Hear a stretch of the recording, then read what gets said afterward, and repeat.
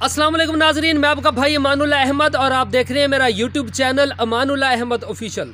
नाजरीन, हमारे मोहल्ले में एक फौतगी हुई है, इस हवाले से हम कब्र तैयार कर रहे हैं।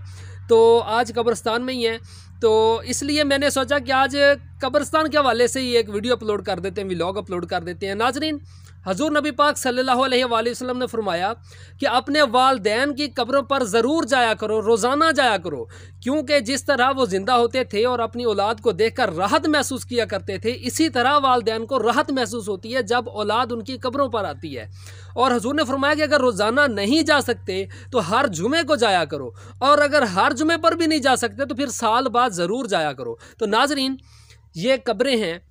देखें, ज़िंदगी में ये कोई अपने आप को चौधरी बुलवाता था, कोई अपने आप को खान बुलवाता था, कोई ज़िम्मेदार बुलवाता था। अब सब कुछ ख़त्म हो चुका है ना, क्योंकि कब्र में है। तो नाजरीन, दुनिया में बंदा फड्डे फसाद उसी वक्त करता है जब बंदे को मौत याद नहीं होती।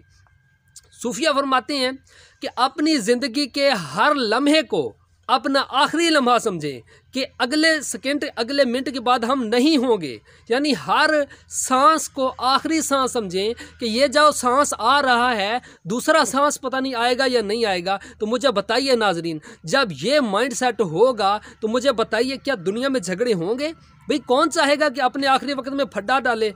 कौन चाहेगा अपने आखिरी वक्त में डगेटी लगाए, डाकादनी करे? कौन चाहेगा आखिरी वक्त में जिना करे, शराब पिए? कोई पिएगा?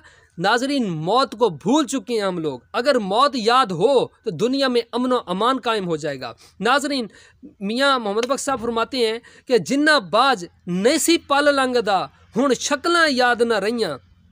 सदियां बीत चुकी हैं, बहुत बड़े बड़े शहनशाह आए हैं, लेकिन अब उनका नामो निशान नहीं। नाजरीन, दुनिया में इसी तरह रहें जिस तरह हमको दीन रहने का हुक्म देता है। मिलेंगे नेक्स्ट व्लॉग की वसातत से, तब तक के लिए अल्लाह हाफिज़ जी।